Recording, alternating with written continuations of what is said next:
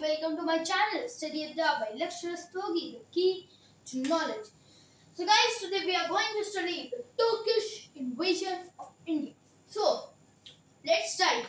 So I have told you in my last video, and in the last video of history we have studied about Christianity, and I told you that we will be going to study the Turkish invasion because this was interlinked with it. So then, yes guys, today we are going to start with the Turkish invasion of India. Okay, so what do you understand by this Turkish invasion? Okay, so the invasion of the Turks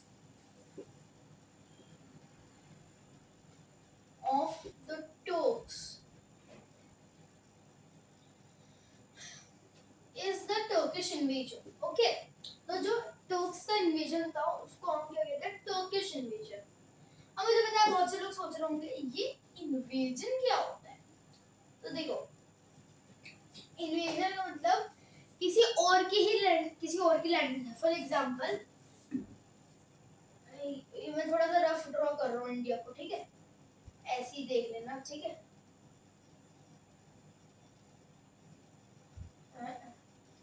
okay, सो ये rough के रुको, मैंने एक के जो ना अच्छा सा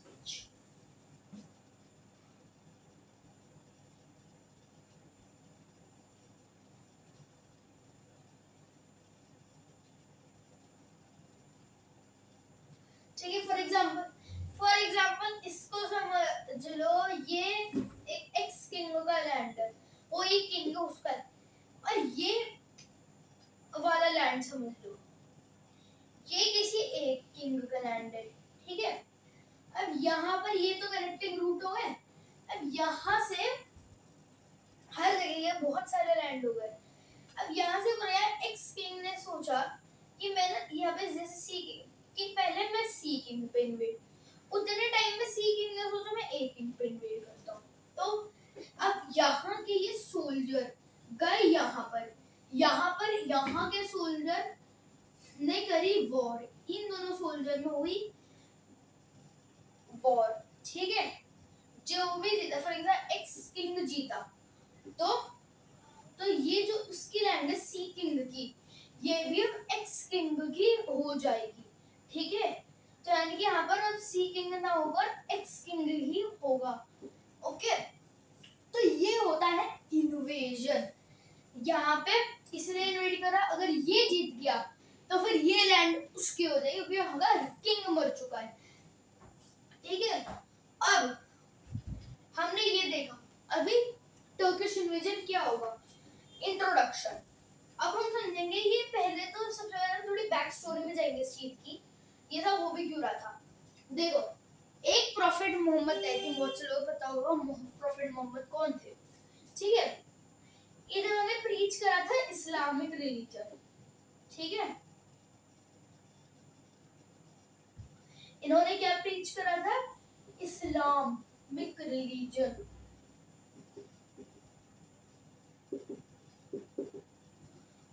और इनके फॉलोअर्स को क्या कहते हैं, मुस्लिम, ठीक है.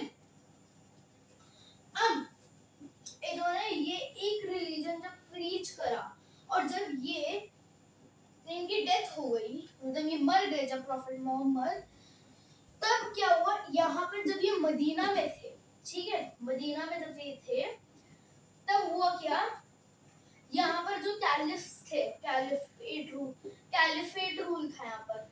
अब ये जो कैलिफेट थे ना, ये लड़े और इन्होंने बहुत सी जगहों पर इस रिलीजन को, यानी कि इस्लामिक रिलीजन को, मुझे पता है बहुत से लोग सोच रहे हैं टर्किश से कहीं और है, बट ये समझना जरूरी है. ने करा, बहुत करा, और फिर जाकर ये और बाकी रीजन में इन्होंने फैलाया. बट इन्होंने से फैलाया तब यहाँ से टर्क्स का इन्वेजन स्टार्ट होगा जब इन्हें इंडिया तक पहुंचा है, ठीक है. तो वो समझते कैसे. देखो, इसका टॉपिक का नाम होगा अराइवल ऑफ द अरब्स. तो अराइवल कैसे हुआ. सबसे पहले ना इंडिया के जो ट्रेड रिलीजन्स थे अरेबिया के साथ थे, ठीक है, ट्रेड रिलेशन है कब से कब तक, मतलब as early as the 7th century BC, ठीक है, तब तक इनके ट्रेड रिलेशंस थे। ये बहुत सी चीजें ट्रेड करते थे यहाँ से वहां, ओके। अब हुआ क्या 8th century में,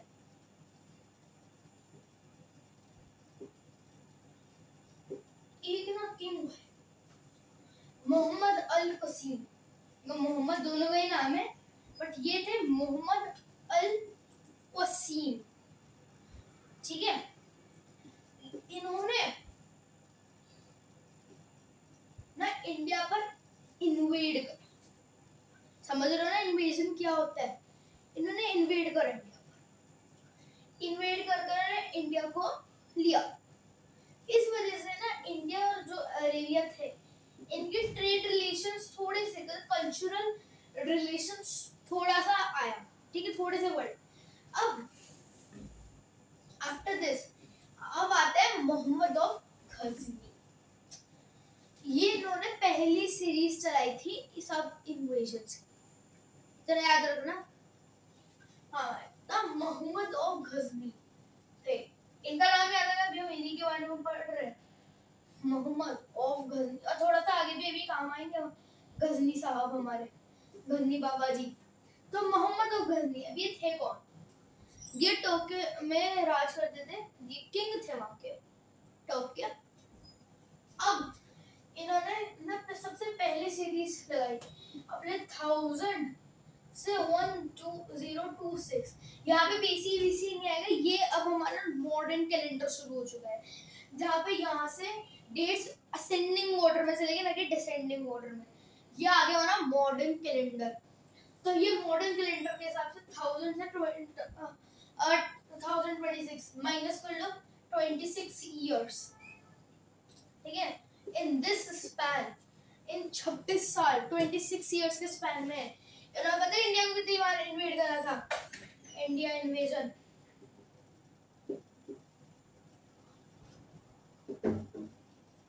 सोचो कितनी बार करा था इन्होंने, 17 टाइम्स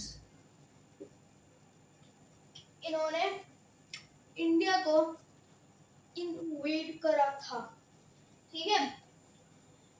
अब सोचो भाई 17 बार इंडिया को इन्वेड कर दिया, इन्वेड करता रहा, और फिर अब ये इसने करा क्यों, सबसे पहले तो बात इधर आ, इसने इन्वेजन करी ही क्यों, अब ये चाहता था इसकी ना किंगडम सबसे पावरफुल पूरे वर्ल्ड, ठीक है, उसे आर्मी चाहिए थी। अब इस चीज के लिए चाहिए था पैसा, और इसने सोचा कि उसके, हमें पता है इंडिया के में ना स्पाइसेस, मसाले, स्पाइसेस बहुत ज्यादा उगते थे, तो इसने इस चीज के बारे में सुना और बस इन्वेजन स्टार्ट हो गई। ड्यू टू दिस, इंडिया के स्पाइसेस की वजह से जो ये था, इन्वेजन स्टार्ट हो गई, बस। और क्या था, इन्वेजन उन्होंने स्टार्ट करी, और इन्होंने इंडिया को ले भी लिया था, लेकिन इतने बुरी तरीके से इंडिया को लिया था ना, बता नहीं सकता। इन्होंने सोमनाथ टेम्पल जो था गुजरात का, इन्होंने बहुत कुछ ले लिया था हमारे यहाँ से, ठीक है। यहाँ से इतना कुछ लिया था सोच भी नहीं सकते, यहाँ का सारे प्लंडरर थे, ये पूरे प्लंडरर थे, ठीक है, प्लंडरर और एक इन्वेडर थे, हमें बताइए प्लंडरर एक इन्वेडर थे। इन्होंने क्या प्लंडर करा था, हमारी इंडिया की वेल्थ, इकोनॉमी, ये सब प्लंडर करा था। प्लस ये यहाँ पे जब ये सोमनाथ पहुंचे, ठीक है,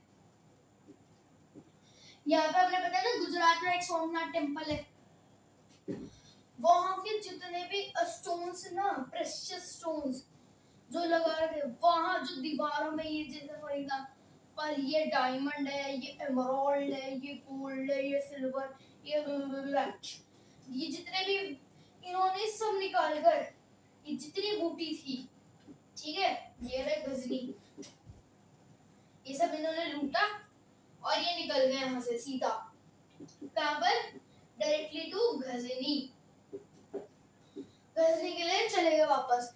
अब जब ये गजनी के लिए गए, इन्होंने सब बूटी, ये पूरी बूटी ले गए अपनी गजनी को, ठीक है, कुछ नहीं छोड़ा था इन्होंने, तो पता है बट ये इनकी एक अच्छी बात भी थी।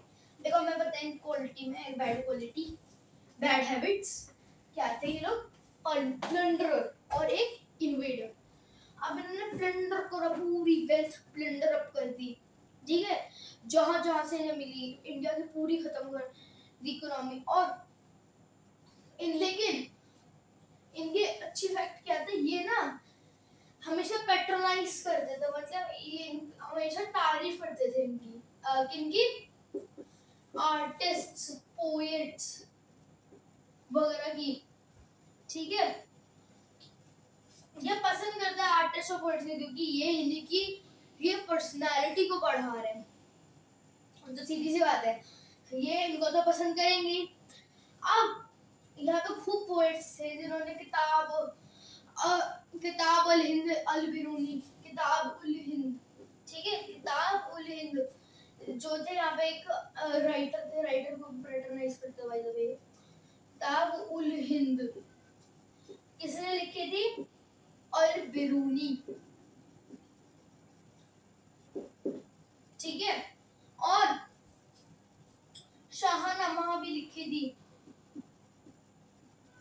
शाहनामा किसने लिखी थी, फिरादौसी ने, ठीक है, इन्होंने लिखी थी।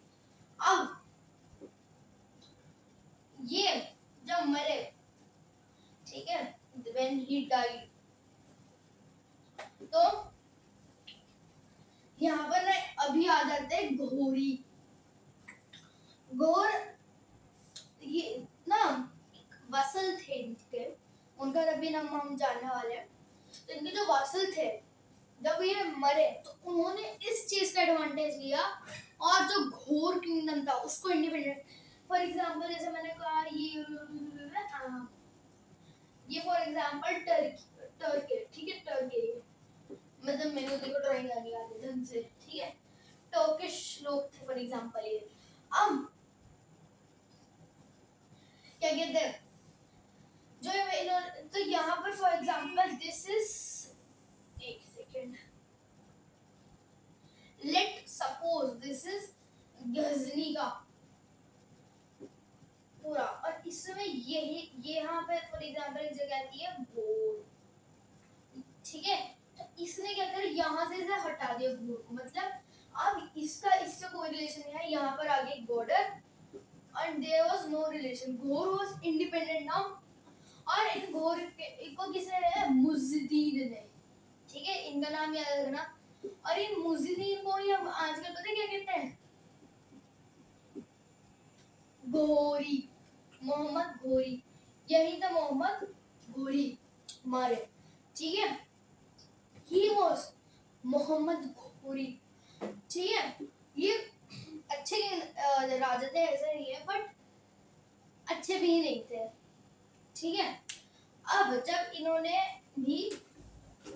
खास कुछ करा नहीं था, देखो इन्होंने कुछ भी खास नहीं करा, उल्टा ना, जब इनकी एक स्टोरी आती है हिस्ट्री से, तो बहुत पहले जब इन्होंने ना, अभी हम बैटल ऑफ टरीन जब पढ़ेंगे इसी वीडियो में, जब बैटल ऑफ टरीन पढ़ेंगे तो अभी उन्होंने पृथ्वीराज चौहान को जब सेकेंड बैटल ऑफ टरीन में डराया, तब इन्होंने उसे बंदी बनाया और फिर क्या करा, उसको अंधा कर दिया और फिर उसको वहीं रखे रहने दिया।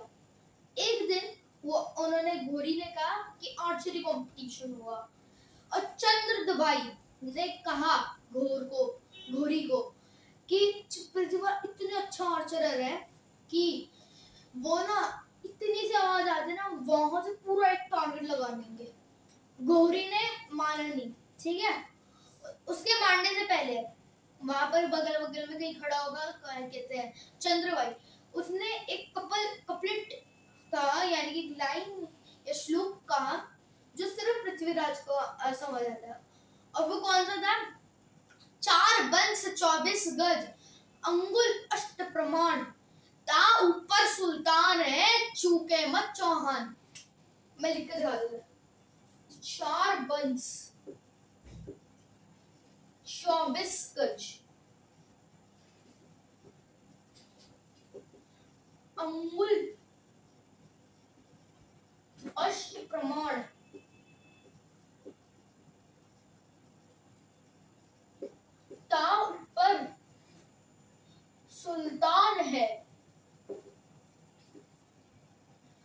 चूके मत चौहान। इसका मीनिंग पता क्या है? 4 measures ahead of you and 24 yards away, as measured with the 8-finger measurement, is seated the Sultan. Do not miss him, Chauhan. यानी कि 4 कदम आगे और 24 yards ahead जो है यहाँ पर थे सुल्तान।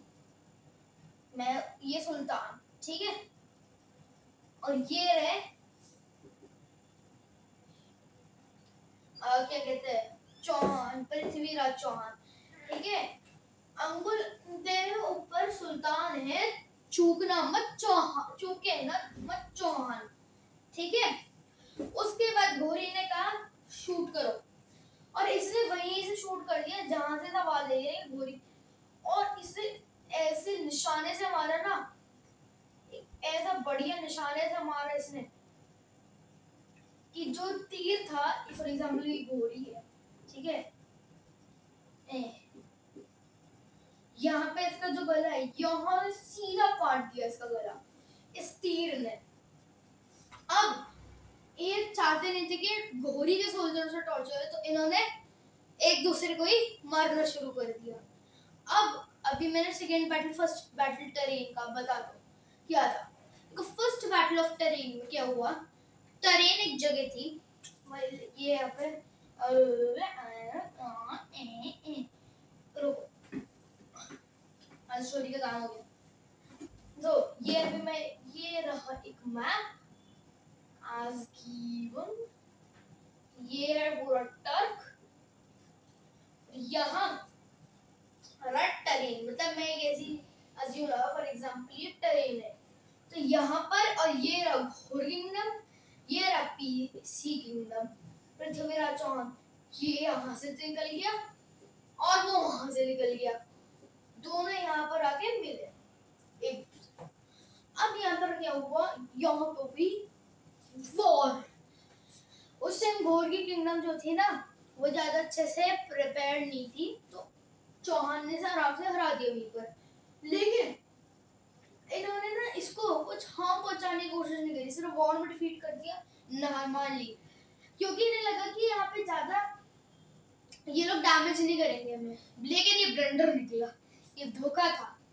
और कुछ टाइम बाद ही घोरी ने अपनी सारी आर्मी को इकट्ठा करा और फिर हुआ सेकंड बैटल ऑफ टेरेन। फिर जब ये दोबारा टेरेन पर आई, उसके बाद घोरी की जो घोर की आर्मी जो थी, वो चौहान की आर्मी ना ज्यादा अच्छी निकली। अब इन्होंने क्या करा कि ना, तो कुछ नेबरिंग किंगडम से इधर उधर, जैसे कि ये टर्की है फॉर एग्जांपल, यहाँ पे एक किंगडम नेबरिंग, दूसरा, तीसरा, चौथा, तो इन्होंने कुछ अपील मांगी। तो यहाँ पे राजपूत किंगडम आए तो किंग्स आए तो, लेकिन राजा जयचंद्र जो सबसे अच्छे राजपूत रूलर थे, ये पीछे हट गए। अब बताओ भाई कैसे होगा। और पृथ्वीराज चौहान को इन्होंने मार दिया। फिर भी इस चीज पर नहीं रुके, इनको लगा हो ही नहीं सकता ऐसा, मैं छोड़ूंगा नहीं जिन्होंने इनकी हेल्प करी, राजपूत, और राजपूत का सबसे पावरफुल रूलर मार दिया, ठीक है। अब इसके साथ हमारा टर्किश इन्वेजन का चैप्टर एंड होता है। बट एक क्वेश्चन अभी भी आपके माइंड में आ रहा होगा, Why did the Turks succeed? ये टर्क्स जीते कैसे इंडिया से, उसका रीजन बता दो। देखो, सबसे पहली बात, no political unity, no political unity. Second, feudalism, और थर्ड, साइंटिफिकली बैकवर्ड।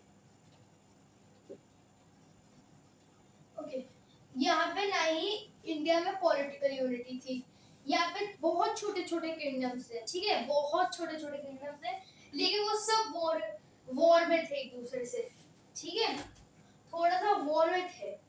और वो जो वॉर में थे ना, तब क्या हुआ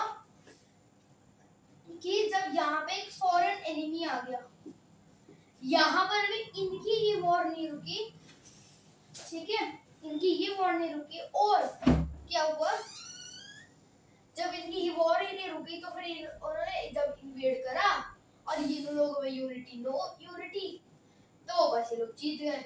दूसरा रीजन, फ्यूडल लॉर्ड्स। अब नोबल्स को, वो जो सोल्जर्स हैं कि नाइट्स, वो ज्यादा किसके नोबल होंगे, अपने फ्यूडल लॉर्ड्स, यानी कि जो वो थे नोबल्स, ठीक है, नोबल्स से ज्यादा फ्यूडल होंगे नाइट्स, ना कि किंग थे। क्यों? क्योंकि ये लैंड है, जबकि ये सिर्फ इन्हें लैंड दे रहा था। अब तो फिर यहाँ पे जाकर ढंग से लड़ते वड़ते नहीं थे, और इस वजह, ये भी एक रीजन है जिस वजह से जो टर्क्स है वो जीत गए। थर्ड, ये बहुत ही ज्यादा साइंटिफिकली बैकवर्ड था इंडिया। क्या होता था उस टाइम, अब ये, और अब तो बहुत एडवांस्ड, जब साइंस एस्ट्रोनॉमी बहुत एडवांस कर गए थे ये, तो अब यहाँ पे इनका तो मुकाबला है, इतनी अच्छी आर्चरी इनकी, दूसरा इतना, इनके जो स्विफ्ट हॉर्सेस इतने तेज भागते थे, वो उनके एलिफेंट के कंपैरिजन में बहुत कुछ थे, एलिफेंट तो उनके कंपैरिजन में कुछ भी नहीं थे, और इसी वजह से टर्क्स सक्सीड करे। एंड आज की वीडियो हमारी इसी के साथ एंड होती है। होप सो आपको ये वीडियो पसंद आई हो तो चैनल को लाइक करना, वीडियो को शेयर करना और चैनल को सब्सक्राइब करना। Thank you guys for watching the video.